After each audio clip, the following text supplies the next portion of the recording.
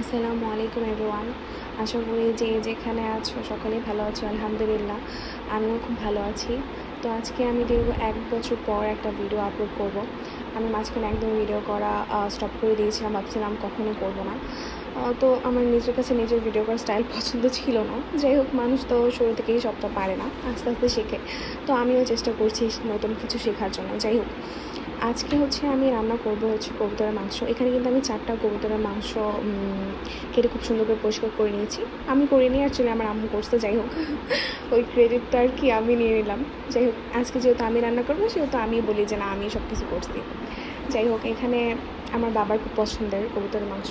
তো যাই হোক, এখানে আমি একটা কড়াইতে, ছোটো একটা কড়াইতে, যেহেতু মাংস খুবই কম, তো আমি এখানে সামান্য তেল দিয়ে নিয়েছি।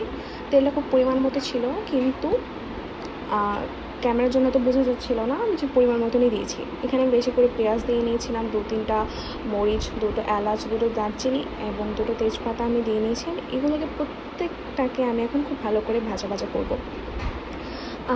এইটা খেতে কিন্তু খুবই মজা হয়েছিল।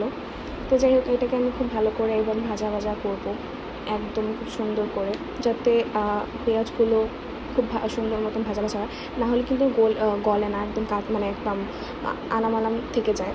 তো এই জন্য এটাকে খুব ভালো করে ভাজা ভাজা করতে হবে। তো আমি এটাকে খুব সুন্দর করে ভাজা ভাজা করছিলাম। আর একসাথে এক হাতে ফোন আর এক হাতে এরকম করাটা খুবই কষ্টকর ছিল। যাই হোক, আমি চেষ্টা করেছি। তো আমি এখানে পরিমাণ মতন লবণ দিয়ে নিয়েছিলাম, যদিও লবণটা আমার পরে একটু অ্যাড করতে হয়েছে, কারণ লবণটা কম হয়েছিল। তো যাই হোক, এখানে আমি দেখো কতগুলো পেঁয়াজ ছিল, একদম মানে হয়ে গেছে তেলে। তো আমি এখানে খুব সুন্দর করে এটাকে ভাজা ভাজা করছি। এখন যেটা করবো সেটা আমি আদা রসুন বাটা অ্যাড করব। আদা রসুন বাটা অ্যাড করার পর আমি আবার একটু নাড়াচাড়া করব। আমার আম্মু কী করে, হলুদ গুঁড়া, ধনিয়া গুঁড়া, মরিচের গুঁড়া সব একসাথে মিক্স করে রেখে দেয়।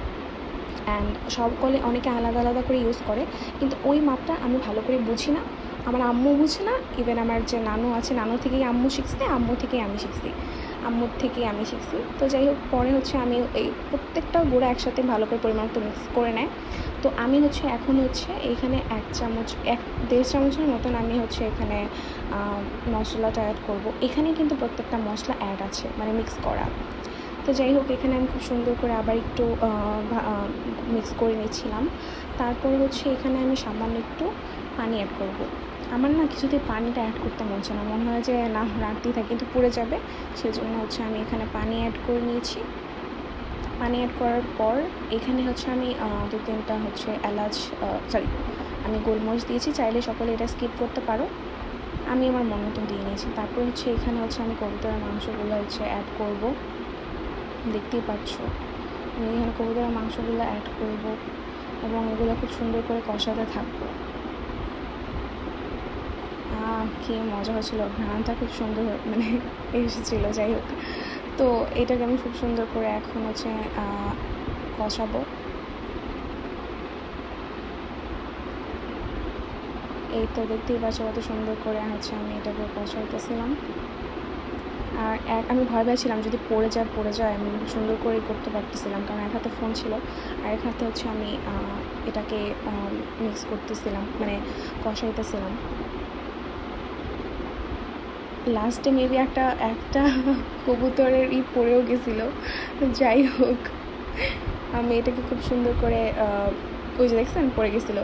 তারপরে এটা পানি একটু, এটা পানি আমি কোনো অ্যাড করিনি, এটা পানি নিজে থেকেই ছেড়ে দিয়েছিল।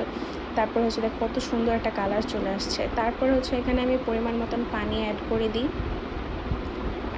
দেওয়ার পর আমি এখানে ঢাকনা দিয়ে কিছুক্ষণের জন্য রেখে দিব। তারপর নামানোর 5-7 মিনিট আগে আমি ভেজে রাখা জিরে গুঁড়ো করা ছিল, ওই জিরে গুঁড়ো আমি এখানে অ্যাড করব। ভেজে রাখা জিরে গুঁড়া যে কোনো তরকারিতে বা মাংস যে কোনো কিছুতে আগে যদি, মানে নামানোর আগে যদি এটা দেওয়া হয়, তাহলে এটার টেস্টটা অন্যরকম আছে, খেতে খুবই মজা লাগে। তো আমি এটা সবসময় করি, এটার টেস্টটা অন্যরকম আসে। জাস্ট আমি নামানোর 5-10 মিনিট আগে এরকম করে দিই। আর এটা যেহেতু আমার আব্বু একদমই কষা কষা মাংস পছন্দ করে, তো এই জন্য আমি কষা কষা মাংস এইভাবে রেখেছি। এই তো তৈরি হয়ে গেছে। খেতে যে কী মজা হয়েছিল, আমার বাবা আমার খুবই প্রশংসা করছিল। তো আজকে এই পর্যন্তই, আল্লাহ হাফেজ।